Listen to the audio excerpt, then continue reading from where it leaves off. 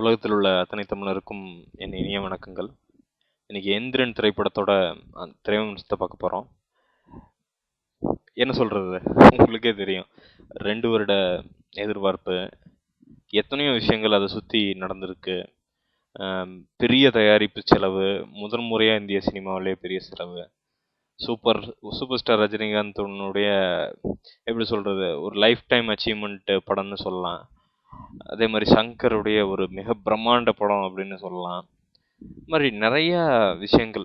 சுஜாதா, எழுத்தாளர் சுஜாதாவுடைய கடைசி அந்த திரைக்கதை வசனத்தை வந்து நம் திரையில் பார்க்கக்கூடிய ஒரு திரைப்படமா இருந்ததுன்னு சொல்லலாம். ஆக இது மாதிரி நிறைய சிறப்பம்சங்கள் இதுக்குள்ள இருக்குது. ஏஆர் ரஹ்மான் எடுத்துக்கங்க, ரத்னவேல் எடுத்துக்கங்க, சினிமாட்டோகிராஃபி, இன்னும் போயிட்டே இருக்கும். நீங்கள் ஸ்பெஷல் எஃபெக்ட்ஸ் டீமு, இது ஒரு பெரிய கடல் எந்திரன் அப்படிங்கிற ஒரு படம். படத்தினுடைய கதையின் சாராம்சம் மட்டும் சொல்லிடுறேன். கதையை சொன்னால் நீங்கள் நிறைய பேர் சண்டைக்கு வருவீங்க. முழு கதையை சொன்னால், அதாவது ஒரு விஞ்ஞானி, ரஜினி வந்து ஒரு விஞ்ஞானி தயாரிக்கிற ஒரு எந்திரமே அவருக்கு எதிராக திரும்பும்போது அதை வந்து அவர் வந்து எப்படி எதிர்கொள்கிறாரு அப்படிங்கிறதான் வந்து படம். ரஜினி வந்து விஞ்ஞானியாக வர்றாரு, அதே ரஜினி வந்து அந்த விஞ்ஞானி தயாரித்த ஒரு இயந்திர மனிதனாகவும் வர்றாரு.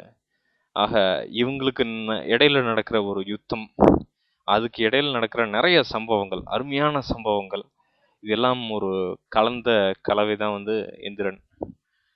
ஒரு எப்படி சொல்கிறது, இம்ப்ரெஷனு அந்த படத்துக்கு உள்ளே போகும்போது நம்ம நினச்சதுக்கும் படத்துக்கும் எந்த சம்மந்தமே இல்லை. ரொம்ப ரோபோட்டிக்ஸு உள்ள நட்டு போல்ட்டுன்னு போய் நம்மளை மண்டையை திருகுவாங்க அப்படின்னு நினச்சோம்னா அது அங்கே இல்லை. என்னென்னா அழகா அந்த ரஜினிக்கு என்ன வரும் அப்படிங்கிறது சங்கருக்கு தெரியும். அதே மாதிரி சங்கர் கூட வந்து எப்படி கோஆப்ரேட் பண்ணுறது அப்படிங்கிறதும் ஒத்துழைச்சி போகிறதுங்கிறது வந்து ரஜினிக்கு நல்லாவே தெரிஞ்சிருக்குது. அதுக்காட்டி 2 பேரும் சேர்ந்து கண்டிப்பாக வந்து இவங்க அந்த ஒரிஜினல் ஸ்கிரிப்ட், அந்த ஒரிஜினல் திரைக்கதை வந்து அப்படியே பண்ணல. சில ஆல்ட்ரேஷன்லாம் ரஜினிகாண்டி பண்ணி தான் பண்ணியிருக்காங்க. ஆனாலும் மிக சிறப்பாக பண்ணியிருக்காங்க. ஒரு இது என்னென்னா, ஒரு பெரிய ஒரு ஆச்சரியம் என்னென்னா, ரோபோட் அப்படின்னாலே நமக்கு வந்து ஹாலிவுட் தான் ஞாபகம் வரும். நிறைய ஹாலிவுட் படங்கள் ஞாபகம் வரும். நிறைய பண்ணியிருக்காங்க. ரோபோட்னா என்ன, இப்போ வந்திருக்கிற அந்த டிரான்ஸ்ஃபார்மர்ஸ் வரைக்கும் எல்லாமே வந்து அந்த இயந்திர மனிதனை பேஸாக வச்சு தான் வந்து அந்த படம் வந்திருக்குது. ஆக நமக்கு எப்பவுமே ஒரு சந்தேகம் என்னென்னா, அதுக்கு இதுக்கும் வந்து ஒரே மாதிரி இருந்துருமோ, இல்லை இந்த படம் மாதிரி, இந்த ஆங்கில படம் மாதிரி இந்த படம் நம்ம ரோபோ இருந்துருமோ அப்படிங்கிற ஒரு சந்தேகம் எப்பவுமே இருந்துச்சு. ஆனால் வியக்கத்தக்க வகையில் வந்து முக்கால்வாசி விஷயங்கள் தனித்துவமான விஷயங்கள். இதற்கு வந்து நம்ம வந்து நமக்கு தெரிந்த ஆட்கள் அப்படிங்கிறது வந்து எப்படின்னா, ரொம்ப எல்லாரும் பாராட்டுறது. இப்போ நான் பார்க்குறது டிவிலையோ யாரையுமே சரி, நான் சங்கர் பயங்கர கடுமையாக உழைச்சிருக்கிறார் அப்படிங்கிறது, 2 ரஜினி பயங்கர கடுமையாக உழைச்சிருக்காரு, மற்ற டீம் எல்லாரும். ஆனால் இன்னொன்று ஒரு விஷயம் என்னென்னா, இதில் வந்து எழுத்தாளர் சுஜாதா ஆற்றியிருக்கக்கூடிய பங்கு. ஏன்னா அவருடைய கடைசி படம் அப்படின்னு சொல்லலாம். அவருடைய எழுத்துக்கள் இன்னும் வாழ்ந்து கொண்டு தான் இருக்கிறது. ஆனால் இந்த திரைக்கதை வந்து இவ்வளோ சிறப்பாக, அந்த முதற் பாதி, அந்த 2ஆம் பாதியோட பாதி, அது வரைக்கும் அவரோட வசனங்கள் போல பார்த்தாலே தெரியுது. அந்த திரைக்கதை வசனம் இல்லைன்னா இவங்க என்ன பண்ணியிருப்பாங்க அப்படிங்கிறது வந்து கொஞ்சம் சந்தேகத்துக்குரிய விஷயம்தான். ஏன்னா அதே மாதிரி அந்த பில்டப் கொண்டு வந்திருக்க முடியுமா அப்படின்னு உன்னிப்பாக கவனித்து பார்த்தீங்கன்னா தெரியும். அந்த சுஜாதாவுடைய டச் வந்து அந்த படத்தை எப்படி மெருகேற்றி இருக்குது அப்படிங்கிறது. டெக்னிக்கல் விஷயங்களாக இருக்கட்டும், அந்த ரோபோட்டிக் சம்மந்தமான விஷயங்களாக இருக்கட்டும், இது எல்லாம் வந்து மனிதனுக்கு வந்து எளிதாக புரிய வைக்கக்கூடிய அந்த கெப்பாசிட்டி வந்து யாருக்கு இருந்துச்சுன்னா எழுத்தாளர் சுஜாதாவுக்கு தான் இருந்துச்சு. ஏன்னா தமிழ் மக்களுக்கு வந்து விஞ்ஞான கதைகளை அறிமுகப்படுத்தி வச்சவரே அவர் தான். ஆக இது வந்து அவருக்கு ஒரு பெரிய தீனியா இருந்திருக்குது.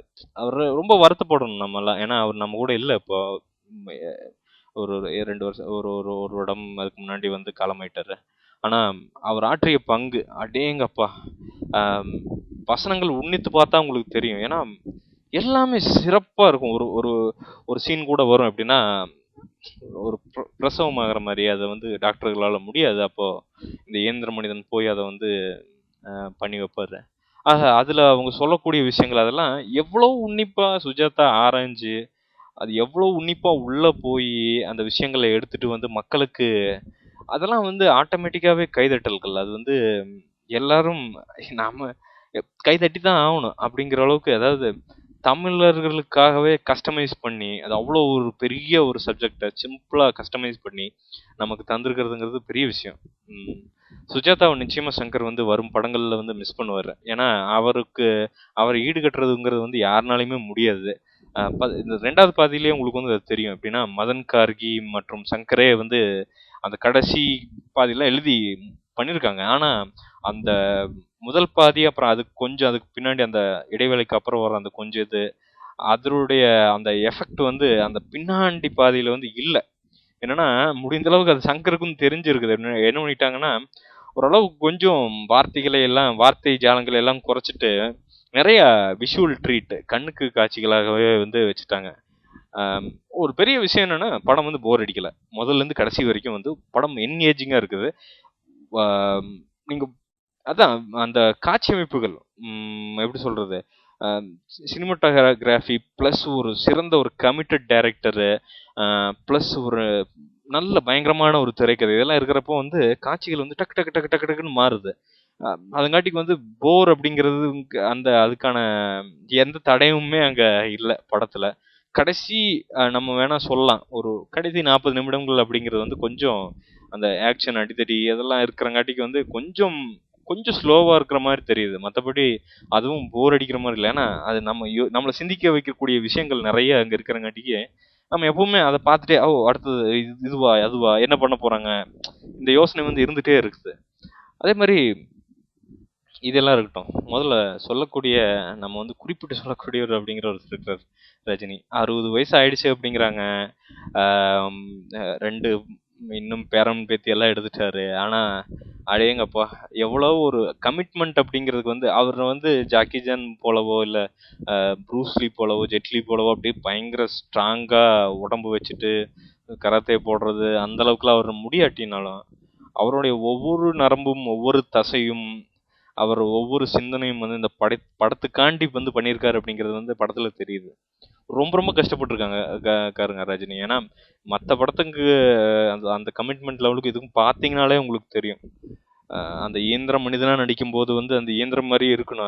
அதெல்லாம் வந்து சாதாரண விஷயம் கிடையாது. ஏன்னா அது நம்பும்படியா வந்து மக்கள் நம்பணும் ஃபர்ஸ்ட். அதை நம்ப வைக்கிறது வந்து அது அவ்வளவு சாதாரணம் இல்லை. அது நிறைய ஹோம்ஒர்க் பண்ணி இருக்கணும். அது பண்ணி நம்ப வச்சிருக்காரு ரஜினி. பெரிய விஷயம் பண்ணி அதை நம்ப வச்சிருக்காரு. படத்துல அந்த அவர் காட்டும் வித்தியாசங்கள், அதாவது ஒரு அந்த சயின்டிஸ்டா இருக்கிறது, அப்புறம் அந்த இயந்திர மனிதனா இருக்கிறது, அதுல இயந்திர மனிதன்லயே இன்னொரு வெர்ஷன் வரும் அதுவா இருக்கிறது, இதெல்லாம் வந்து அப்படி மாற மாற மாற அவரோட டைலாக்கள், அவருடைய நடை உடை பாவனை, இதெல்லாம் வந்து எவ்வளவு அருமையா மாத்தி நடிச்சிருக்காரு. அடேங்கப்பா, சின்ன சின்ன வேரியேஷன் தான், ரொம்ப பெருசா அவர் ஒன்றும் வேரியேஷன் பண்ணி எல்லாம் நடிக்கல. ஆனாலும் அந்த மாற்றம் அப்படிங்கிறது வந்து நிச்சயமா நமக்கு தெரியுது. இது இது இது இந்த கேரக்டர் தான், இது இந்த கேரக்டர் தான் அப்படிங்கிறது டக்கு டக்கு டக்குன்னு நமக்கு வந்து ஐடென்டிஃபை பண்ண முடியுது. அவ்வளவு சிறப்பா நடிச்சிருந்திருக்காரு ரஜினி. ரஜினியுடைய உழைப்புக்கு வந்து நம்ம நிச்சயம் பாராட்டி ஆகணும். ஏன்னா சங்கர்லாம் வந்து நம்ம அந்த படம் ரிலீஸ்க்கு முன்னாடி சொல்லப்ப நம்மளால நம்ப முடியல. இவ்வளவு கஷ்டப்பட்டிருக்காங்களா அப்படின்னா படம் பார்த்தா தான் தெரியுது அது எவ்வளவு கஷ்டப்பட்டு எடுத்திருக்காங்க அப்படிங்கிறது.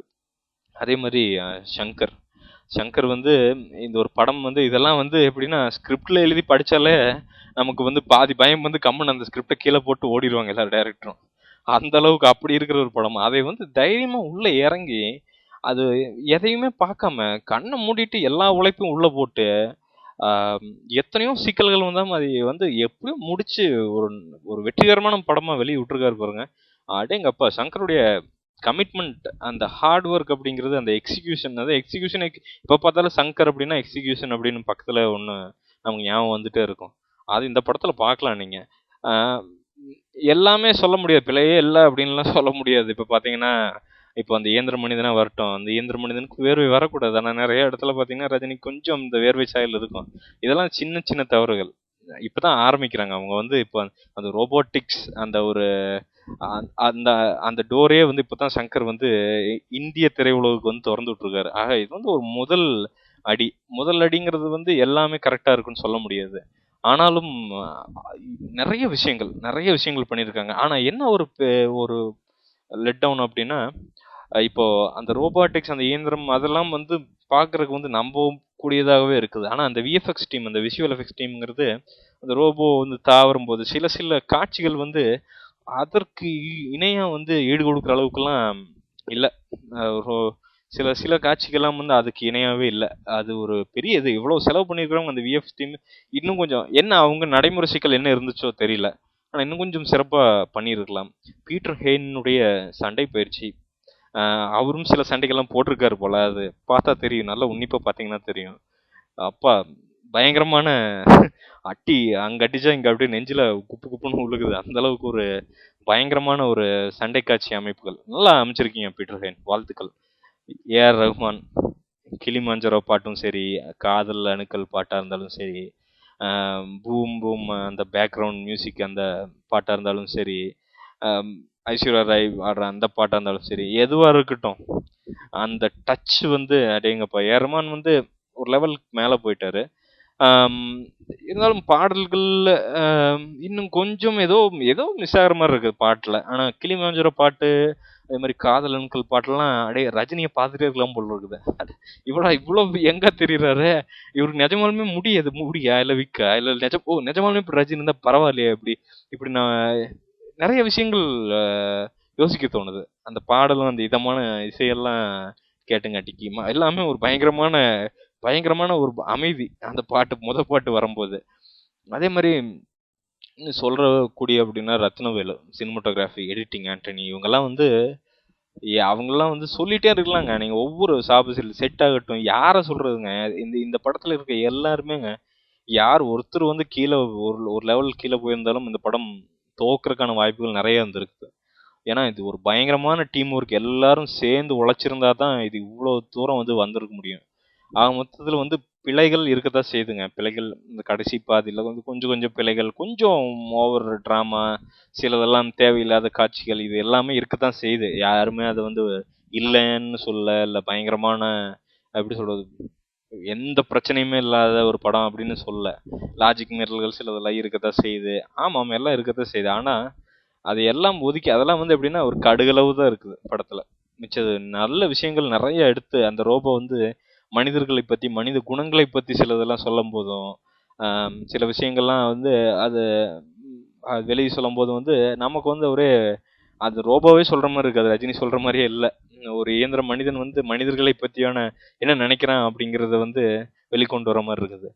ஆக படம் வந்து பிரமாதமான படங்க. அதாவது மிக பிரம்மாண்டமா ஆஹா ஓஹோ படம்னு அப்படின்னு என்னால சொல்ல முடியாது. ஆனா நிச்சயமா இவங்க உழைச்சிருக்க அந்த கடின உழைப்புக்காண்டியும், ரஜினி காட்டி இருக்கிற அந்த அக்கறை, அந்த ஒரு அந்த சின்சியாரிட்டி, அந்த டெடிகேஷன், அதுக்காண்டியும் மற்ற எல்லாருமே ரொம்ப கஷ்டப்பட்டு அந்த உள்ள போட்டிருக்கிற உழைப்பு, அதே மாதிரி தமிழ் சினிமாவை அடுத்த கட்டத்துக்கு நம்ம எடுத்துட்டு போகணும் அப்படின்னு ஒரு எண்ணத்தில் உழைத்ததுக்காண்டியே நம்ம இந்த ஒரு படத்தை வந்து பார்க்கலாம். ஏன்னா இதுல வெரைட்டி இருக்குது.